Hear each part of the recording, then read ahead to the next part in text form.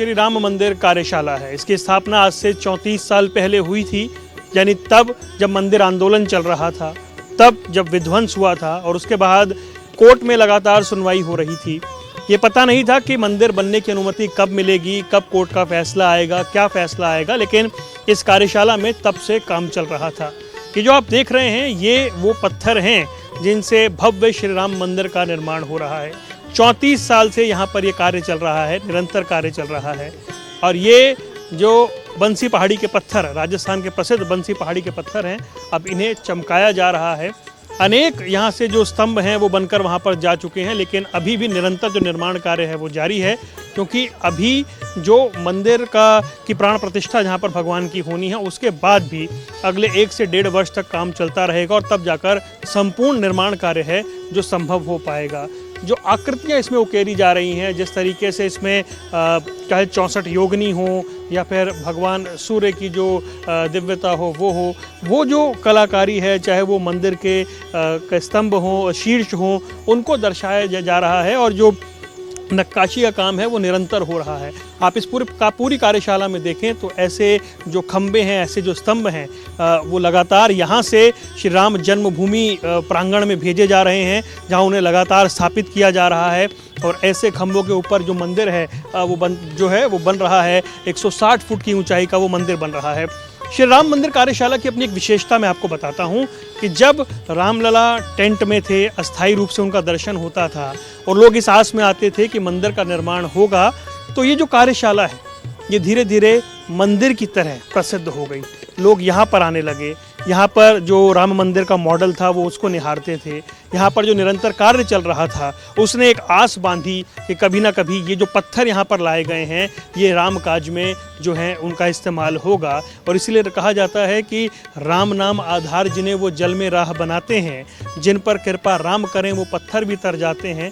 तो आखिरकार ये वो पत्थर हैं जो राम काज में लग रहे हैं, बरसों से जिनका यहाँ पर इस्तेमाल हो रहा है, जिन पर यहाँ कार्य किया जा रहा है। और अंततः अब इन सब को ले जाया जा रहा है श्री राम जन्मभूमि में, जहाँ पर भव्य दिव्य मंदिर का निर्माण हो रहा है।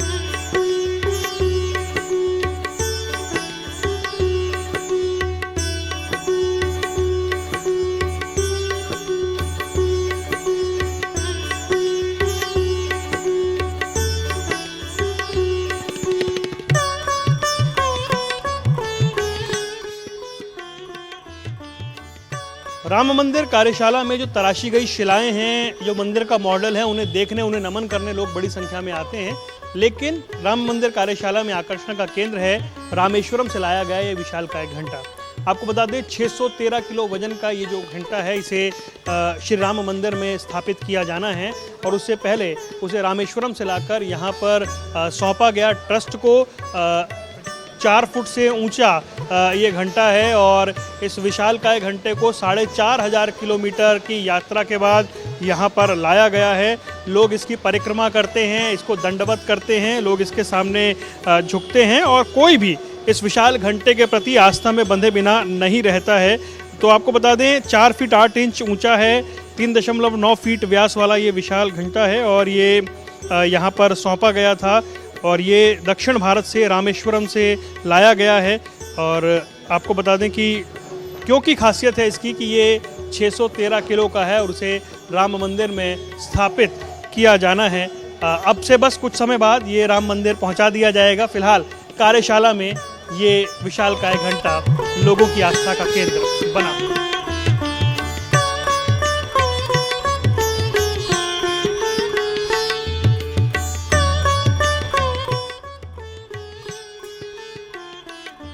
अयोध्या अपने पुराने वैभव को पाने की ओर अग्रसर हो रही है। 22 जनवरी का दिन बहुत दूर नहीं है, उससे पहले देश भर से, दुनिया भर से श्रद्धालु अयोध्या पहुंच रहे हैं और 22 जनवरी के बाद जाहिर सी बात है कि श्रद्धालुओं की संख्या और बढ़ेगी। लेकिन अभी भी श्रद्धालु इस मोक्षदायिनी अयोध्या में पहुंच रहे हैं।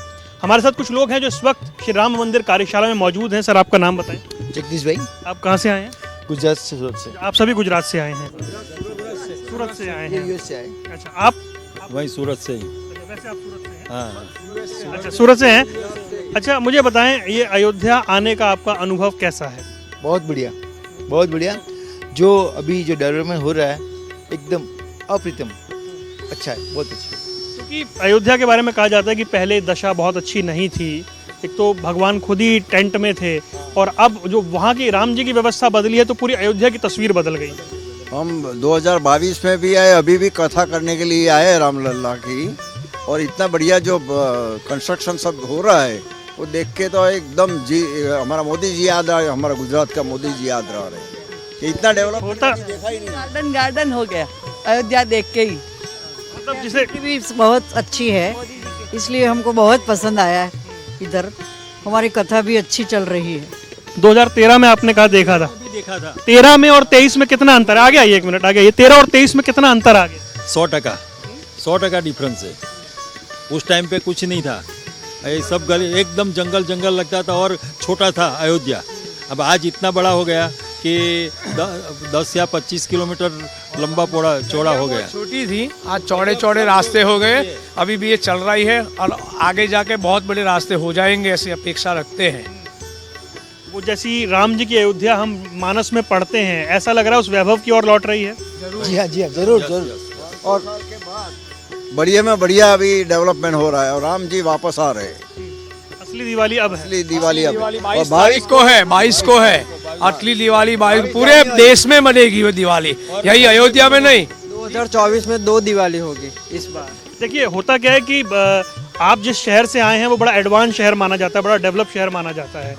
अयोध्या एक धार्मिक नगरी है, उस लिहाज से इसका सौंदर्यीकरण हो रहा है आपके हिसाब से? जरूर हो रहा है, बहुत अच्छा हो रहा है। जो बनना चाहिए रामलला के लिए वही इसी तरह से बन रहा है, वो बहुत अच्छी तरह बन रहा है। अभी इस विषय पर राजनीति होनी चाहिए। नहीं, राजनीति बिल्कुल नहीं होनी चाहिए। राजनीति सालों नहीं तो करी राजनीति, अब क्या करने की जरूरत है राजनीति? अब जब रामलला को बिठाने की बारी आई तो राजनीति करने की जरूरत ही कहाँ है?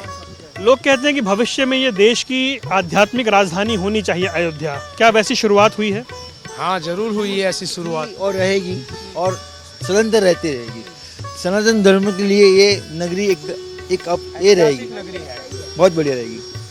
तो आपने देखा ये जो गुजरात से आए लोग हैं, जो श्रद्धालु हैं, अपना अनुभव बता रहे हैं, 2013 और 23 का अंतर बता रहे हैं, भविष्य को लेकर बहुत सारी उम्मीदें कर रहे हैं और एक सुखद एहसास है कि जो बदलती अयोध्या है, जो सजती अयोध्या है, जो सुशोभित होती अयोध्या है, उसका आनंद ही अलग है और अवध में आनंद, उसका भाव अब दिखाई देने लगा है।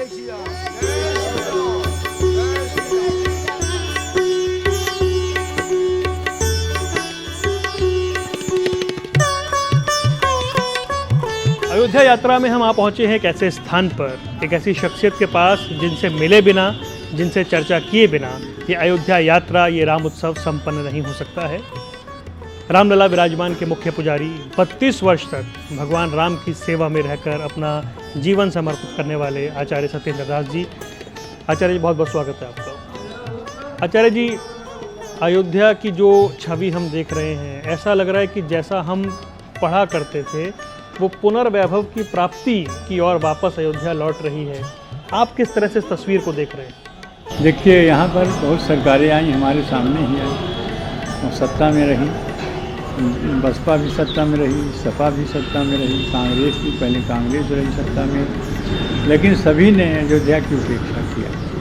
कोई इस पर थोड़ी सी ध्यान दिया होता तो आज अयोध्या जिस रूप से दिखाई दे रही है ऐसी नहीं दिखाई देती। इसकी यथास्थिति जो बरकरार रहती, तभी ये रहता है कि जितने मठ मंदिर हैं, जो सड़कें हैं, जो सब ठीक ठाक हो जाती, लेकिन ऐसा किसी ने नहीं किया। जब से भाजपा सरकार आई और विशेषकर मोदी जी और योगी जी, प्रधानमंत्री और मुख्यमंत्री, इन्होंने तो स्वयं योगी जी आकर के यहाँ घोषणा किया है कि हम इस नगरी को, अयोध्या को त्रेता युग की नगरी बनाएंगे। अयोध्या नाम नगरी तथा श्री लोक दृश्यता मनुना मानंदिया पुरी निर्मता से तब विष्णु वैष्णव से दीन अयोध्या आन मन लाए महलोक में सिरपत कर संजान। ये भगवान का शरीर है अयोध्या और रामो विग्रहवान धर्म, और स्वयं धर्म का स्वरूप जो है वो भगवान राम। तो जहाँ धर्म हो और जहाँ स्वयं प्रभु का शरीर हो, उस नगरी को देखत पूरी अखिल भागा।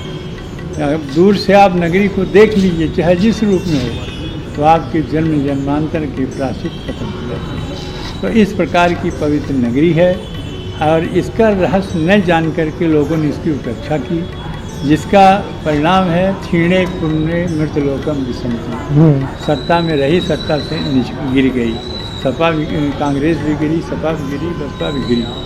और अब जो भगवान के प्रति आस्था विश्वास और उन पर रखने वाले हैं कि हमारे प्रभु हैं और शक्तिशाली हैं, और जिसको भगवान ने त्याग दिया वो नीचे घूम रहा सड़क पर, और जिसे अपना लिया वो आज सत्ता में। महाराज श्री कहने को 30-32 वर्ष हैं, लेकिन आपने एक युग की तरह सब कुछ देखा। ढांचे के भीतर भी रामलला की पूजा की, टेंट के नीचे भी की, अस्थाई मंदिर में भी कर रहे हैं, फिर राम जी बड़े मंदिर में विराजेंगे।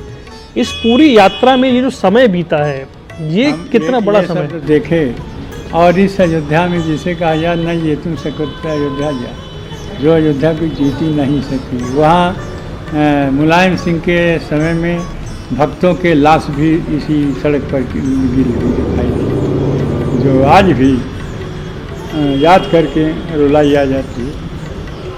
तो इस प्रकार के भी दृश्य देखा, बहुत कुछ देखा।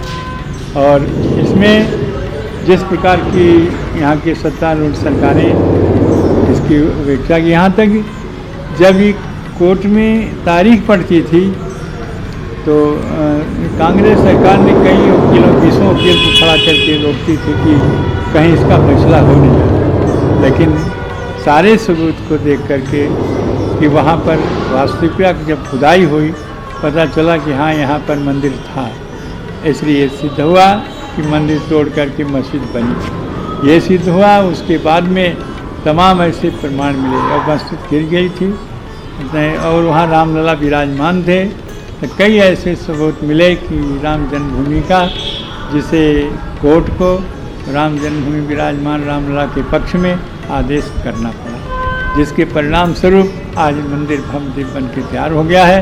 और 22 जनवरी को वह प्रभु राम उस भव्य मंदिर में विराजमान होंगे। तो जैसे जो अत्यातिक व्याकुल होई तरसाया सुख जा नहीं सोई, तमाम प्रकार के धूपों से परेशान होकर के यदि उस व्यक्ति को कोई छाया मिल जाती है पेड़ की, तब बड़ा प्रशंसा वैसे होती है।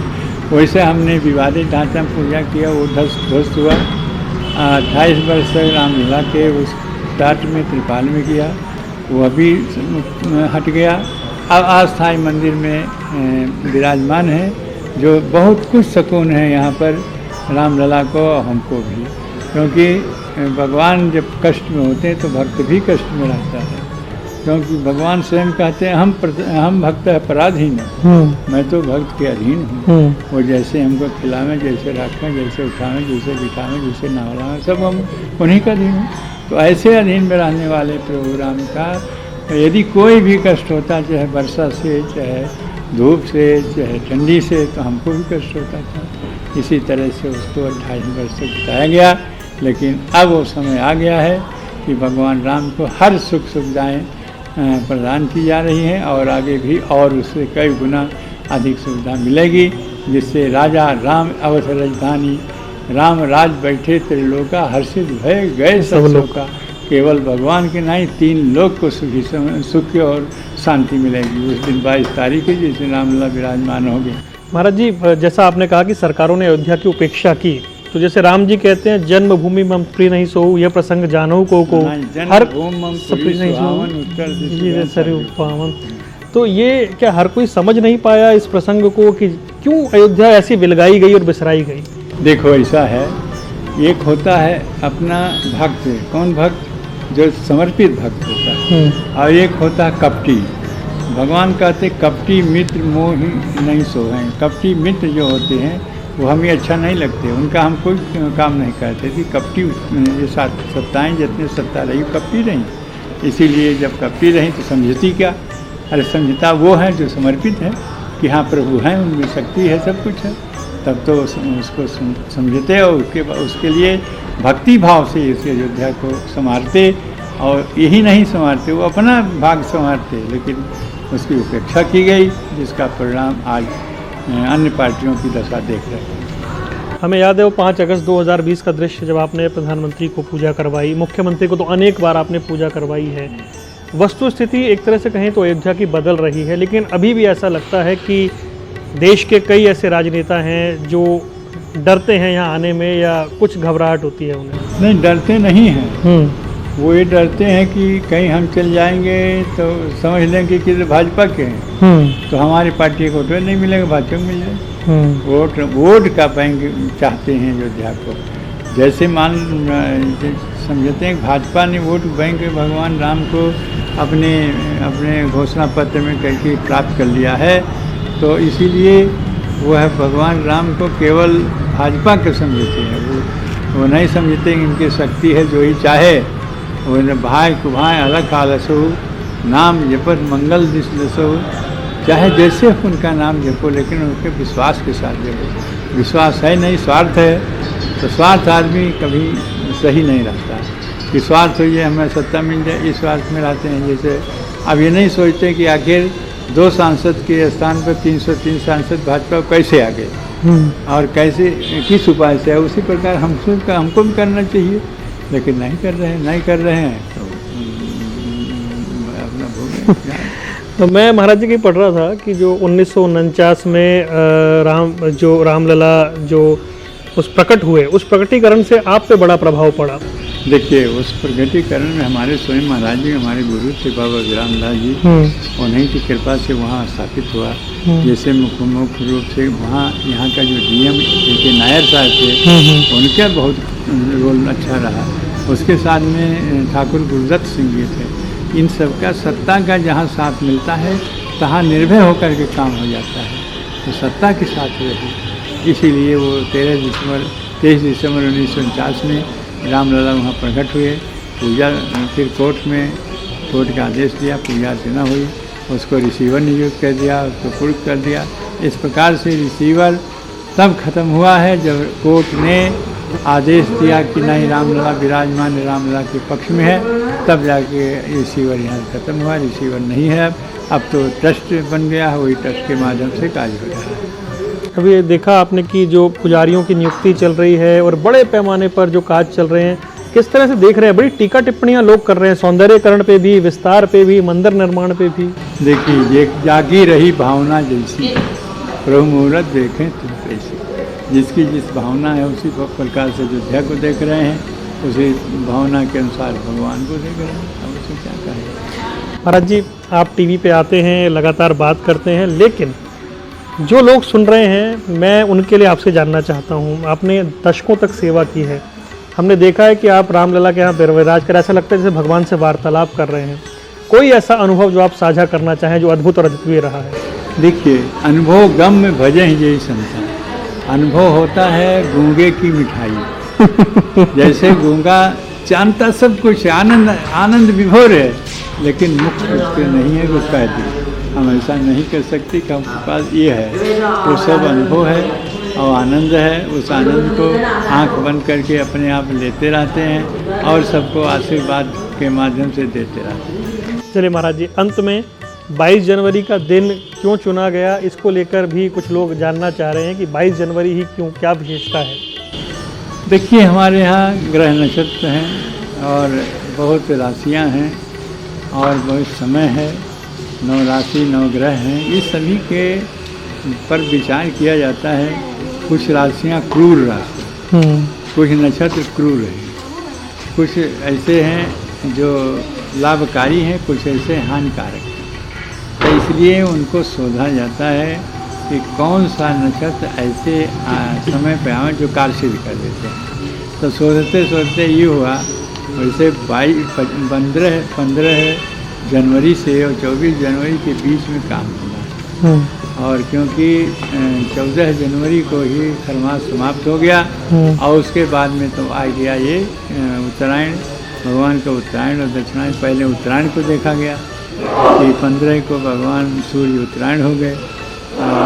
अब एक काम तो हो गया, उत्तरायण हो गया। अब देखना ये है, उसमें कुछ नक्षत्र हैं और कुछ दशाएँ हैं, कौन अनुकूल हैं, कितना नहीं प्रतिकूल हैं। भगवान राम के अवतार के समय में सारी नक्षत्र ग्रह दशाएँ अनुकूल रहीं, जिसके परिणाम से वो परमात्मा के रूप में आए, तब सब नक्षत्र जो है अनुकूल हो गए। वैसे यहाँ पर देख करके देखा गया कि सबसे इन 15 से और 24 के बीच में सबसे अच्छा ग्रह दशाओं की 22 जनवरी को, इसलिए 22 जनवरी को ही प्राण प्रतिष्ठा करना चाहिए। इसलिए प्राण प्रतिष्ठा 22 जनवरी को हो रही है। 22 जनवरी को दिवाली मनाए देश पूरा देश मनाएगा। इतना खुशी है कि पहले मनाने लगेंगे। इतनी प्रसन्नता जो भक्त, हाँ, जो भक्त नहीं हैं वो विपक्षी हैं, उनके लिए नहीं कर सकते, लेकिन भक्तगण सब मनाएंगे। तो और कहीं कहीं ऐसा जो बाहर नहीं जला पाए, किसी डर के मारे घर में जलाएंगे। हर सनातन आज भी भारत ऐसा है जहाँ खुले आम में बहुत जगह ऐसे नहीं कर सकते, तो वहाँ घर में जलाएंगे जरूर। ये हर सनातनी के जीवन का सबसे सौभाग्यशाली क्षण है कि उसे देख पाएगा। पीढ़ियां गुजर गई, बहुत जो लोग हमारे सामने देखते देखते और जो बलिदान हो गए रामलला के लिए, जो ऐसे संत से जो आंदोलन शुरू हुआ, आंदोलन की करते करते आज नहीं रह गए, और इसीलिए आंदोलन किया कि हमारे सामने राम मंदिर का आदेश हो जाए, राम मंदिर बन जाए, भगवान हमें विराजमान हो जाए। ये सब सोचते विचारते भी जीवन समाप्त हो गया।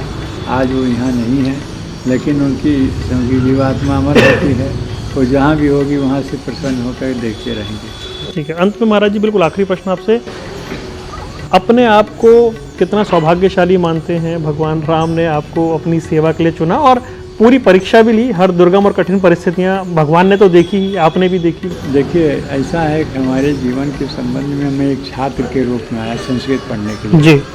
संस्कृत पढ़ते ही जब मैं आचार्य हो गया वाराणसी संस्कृत विश्वविद्यालय से, तो हमके त्रिजन देव संस्कृत विद्यालय में अध्यापकी मिल गई व्याकरण विभाग में। फिर हम पढ़ाने लगा, तो एक छात्र के रूप आए, एक अध्यापक के रूप में आएगी। उसी बीच में यह राम जन्मभूमि का जो रिसीवर थे उनकी मृत्यु हो गई। रहे JP सिंह नाम था, उनके मरने के बाद में ये प्रशासन को मिल गया। ऐसा होता है जब तक रिसीवर नियुक्त न हो तब तक प्रशासन करता है। प्रशासन को मिल गया। प्रशासन में उमेश चंद तिवारी ADM प्रशासन रहे, उनको अधिकार मिला, वो रिसीवर हो गए।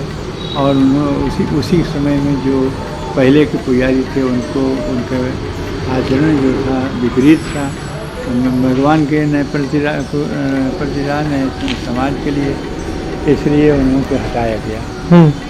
सरकार के आदेश हुआ, हट गए। हटने के बाद में तब चुना किसको जाए, तो सोचा गया कि कौन सी व्यक्ति ऐसा है जो राजनीति में नहीं है। हम राजनीति में नहीं थे, जो किसी संगठन से न हो नहीं हो, कोई विवाद में न हो, नहीं न हम किसी विवाद में रहे, न किसी पार्टी में रहे, न किसी संगठन रहे, केवल एक छात्र के रूप में अध्यापक कर रहे थे, पढ़ा रहे थे। इसी बीच में आया कि नहीं, इन्हीं को सोच विचार करके कई लोगों के नाम आया, उसमें हमारा विशेष नाम हुआ। मैंने व्याकरणाचार्य किया, मैंने वेदांताचार्य किया, मैंने और विश्वविद्यालय से MA किया। हमारी डिग्री देखी गई, हमारी पर्सनालिटी देखी गई, हमारी योग्यता देखी गई। तो जितने आए थे सब छट गए और मुझे ही मुख्य पुजारी के रूप में प्रशासन ने नियुक्त कर दिया। तब से हम मुख्य पुजारी हैं और रामलला की सेवा करने का अवसर मिला।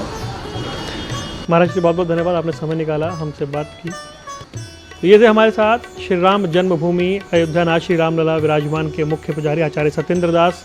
3 दशक तक उन्होंने वो सब कुछ देखा है और जो प्रतीक्षाएं हैं वो अब फलीभूत होती हुई नजर आ रही है, जिनकी प्रसन्नता उनके मुख पर भी दिखाई दे